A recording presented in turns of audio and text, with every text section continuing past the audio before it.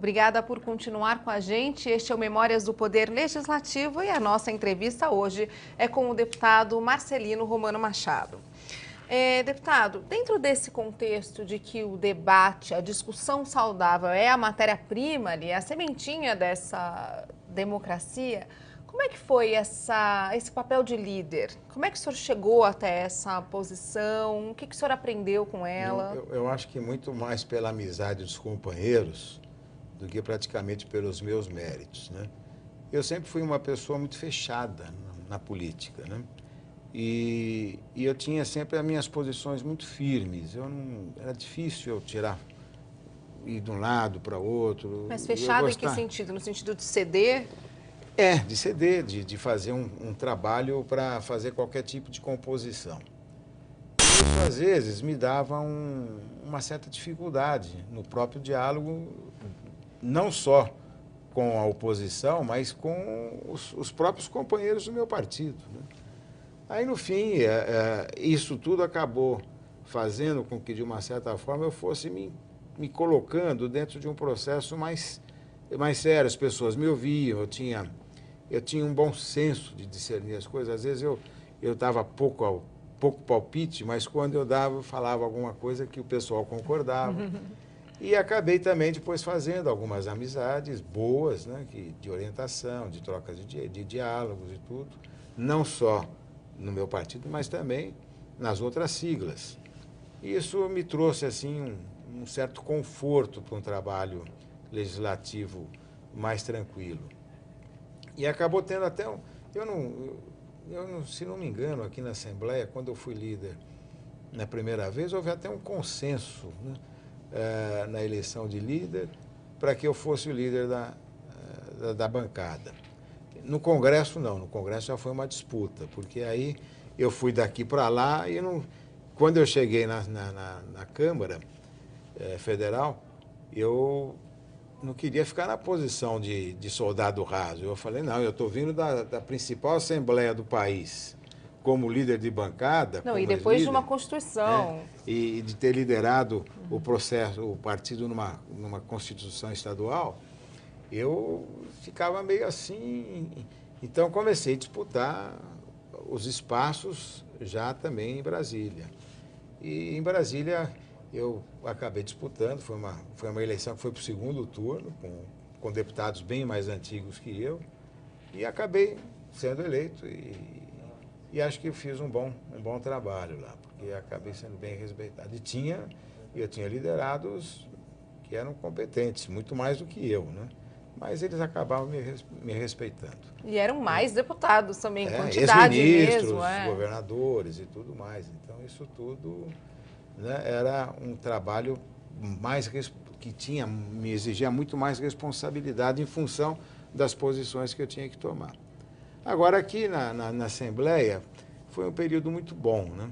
Eu costumo dizer o seguinte, que os melhores momentos políticos que eu passei na minha vida foi aqui na Assembleia. Olha só, que bacana saber disso. Não só pelos companheiros, pelas posições, por aquilo que eu consegui realizar, né? Não só a nível legislativo, mas como também a nível de benefícios públicos que foram levados à população. Então, foi muito importante. Para mim, eu acho que a Assembleia foi uma escola que me ensinou, né? Onde eu tive bons e queridos colegas, como tem até hoje, e que me deu a oportunidade de trabalhar bem mais para a comunidade, como eu sempre gostei.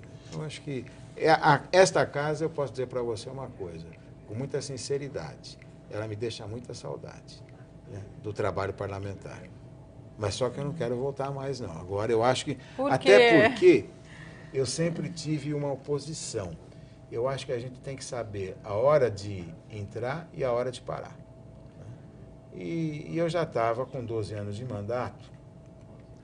E 12 anos de mandato, eu acho que já era hora de deixar para um outro entrar no meu lugar. Porque quem não consegue fazer em 4, em 8, em 12, não vai fazer nem em 20, nem em 30, nem em 50. E as ideias novas têm que começar a aparecer, né? A vida é uma dinâmica, os processos, né, em todos os setores de atividade humana, eles são todos dinâmicos e precisam sempre de uma mentalidade nova, de um ar puro, uma melhor.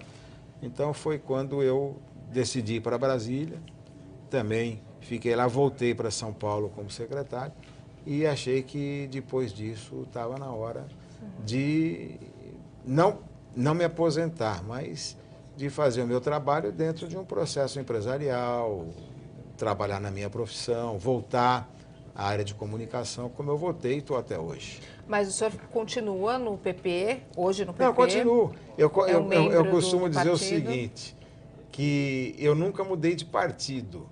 Quem mudou foi o partido que mudou de nome algumas vezes. Era Arena, passou para PDS, de PDS para PPR e agora para PP. Então, mas a minha ficha continua a mesma da época da Arena ainda. Mas o senhor não acha, o senhor concorda comigo que continua sendo um líder ali regional, apesar de não Olha, eu tenho ter uma um cargo amizade público pessoal. mais? Tem muitas pessoas que às vezes me ouvem, tudo isso, mas não em função da liderança, em função de alguma experiência adquirida e tudo mais. Mas eu não quero disputar liderança política, regional, local, estadual, nacional, nada disso. Eu quero Eleições ajudar. municipais. Eleições municipais. Né? Então, eu acho que está na hora de passar o bastão. Né? Aliás, em casa eu já tenho passado. Pois né? o filho do senhor, o Maurílio, é vereador em Ribeirão Preto. Vereador em Ribeirão Preto. Concorreu aqui Está a no segundo deputado mandato, estadual. concorreu aqui para deputado estadual na última eleição. Faltaram 4.000 votos, né? Foi muito bem votado. Né? Mas eu acho que dentro desse processo a gente tem que começar a olhar para frente. Né? E a gente, quando está dentro de um poder público e continua sempre marcando passo naquele mesmo lugar, você não colabora nem com você mesmo e nem com quem precisa da sua colaboração. Então, foi por isso que dentro dessa reciclagem eu achei que estava na hora de passar para outras mentalidades, o trabalho político, o trabalho administrativo e tudo mais. É uma opinião inusitada até, porque a gente vê representantes que ficam décadas eu acho no que, mesmo cargo, eu ou acho disputando que, eleições e não querem abrir mão disso. Embora sejam simpáticos e tudo, eu acredito que na balança acabaram fazendo menos do que poderiam fazer e acabaram prejudicando mais do que poderiam prejudicar.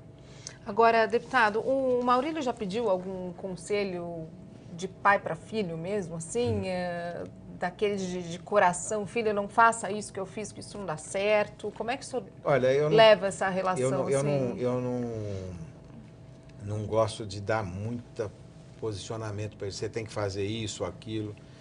Eu só dou a minha opinião. Né? Quando ele pergunta, e só quando pergunta. Quando pergunta, eu falo, eu acho que tem que ser assim, ou desse jeito, ou vai para isso, ou toma essa posição. Fora isso, eu deixo ele correr sozinho, né? Porque eu acho que ele tem que aprender também. E ele está indo bem. Agora, até porque, logo no primeiro dia de mandato dele, ele mesmo disse isso. Teve a eleição do presidente da mesa, né, no primeiro posse, e nessa eleição teve lá alguns problemas, alguns contratempos, eu tinha assistido à posse. Quando eu vi que ia ter alguma coisa na Câmara, que ia poder dar algum desdobramento na eleição da mesa, eu fui embora. Nem ficou para ver. E a hora que... E exatamente de propósito eu fiz, porque a hora que ele olhou para trás, no plenário, lá para ver na assistência, eu estava lá, que ele queria opinião, ele não viu ninguém. Ele teve que ir para o plenário, foi para o microfone de à parte, defendeu o posicionamento dele e fez muito bem feito. Melhor do que se eu estivesse lá. E na questão da região metropolitana, que é uma de Ribeirão Preto, é uma das questões que uma das bandeiras que ele... dele. E eu nessa o senhor deu alguma opinião? Não, isso foi estudo dele. O Maurílio é muito estudioso nisso, né? Ele teve ele é formado em administração, além de ser... ele tem um curso de gerência de cidades, tem pós-graduação em gerência de cidades, e a tese dele foi com relação a estudos sobre regiões metropolitanas, né? e, em função disso, ele acabou defendendo a criação da região metropolitana de Ribeirão Preto. Mas eu acho que ele já conseguiu. Por enquanto não saiu. Não, ainda não saiu, mas ele tem muita fé que o governador atual vai fazer, porque ele acha que o governador é sensível a isso, né? Ele sempre diz, não, pai, não está na hora ainda, eu acho que na hora certa o governador vai fazer. Então, vai esperar, porque depende mesmo do governo do Estado. Ele já propôs, já explicou o que é, já mostrou os números que Ribeirão Preto pode já ser uma região argumentou tecnicamente. já teve com o governador algumas vezes, então eu acredito que ele vai conseguir isso, sim. Deputado, a gente está chegando no finzinho da nossa entrevista. Eu só queria perguntar para o senhor se dentro desse orgulho todo que o senhor carrega aqui desse trabalho feito na Assembleia, tem uma grande parte da Constituição ali, desse processo. Tem. A Constituinte foi um ponto máximo, né? Porque nós trabalhamos, olha, a Assembleia trabalhou durante o período constitucional, em 89, ela trabalhou diuturnamente. Não tinha um momento que você não vinha na casa, a não ser de madrugada, que não encontrasse deputado trabalhando nas comissões, trabalhando nos projetos, fazendo pronunciamentos. A Assembleia foi um burburinho. Tanto é que eu trouxe num livrinho, você viu a comemoração que os deputados fizeram no último dia, quando nós aprovamos ela, de uma forma geral, na sua redação final. Foi uma emoção muito grande aquele dia. E nós tivemos grandes parlamentares aqui, que nos ensinaram muito. Eu acho que a Constituição de São Paulo foi uma Constituição muito bem feita. Moderna. Né? Ela foi muito bem conduzida, a presidência da Casa soube trabalhar, os presidentes de comissões também, todos eles souberam fazer, não houve um trabalho político, partidário, nada, houve um trabalho nem ideológico. Ali, realmente, na Constituição não pode prevalecer a ideologia. Então, todo mundo se conscientizou que tinha que ser feita uma Constituição totalmente democrática e que pudesse, de uma certa forma, trazer aquilo que o cidadão de São Paulo, do Estado de São Paulo, estava pretendendo. Esperava dela. E eu acho que ela retratou isso, sim. Foi uma Constituição muito bem feita. E eu tenho muito orgulho de ter participado como constituinte junto com todos os colegas. Um orgulho, tivemos todo mundo aqui, a gente que faz parte do Memória de receber o senhor. Foi muito bacana saber que o senhor treinava ali os discursos desde pequenininho, saber que o senhor queria isso para a vida toda. E a gente está acabando o programa, mas a gente tem um minutinho.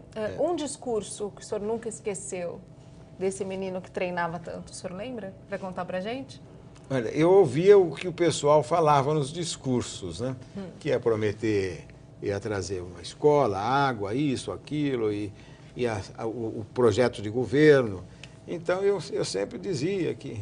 E naquela época, quando era oposição, o candidato de oposição, ele criticava o que estava na situação porque não tinha... E vice-versa. Então, nós vamos ter que trazer...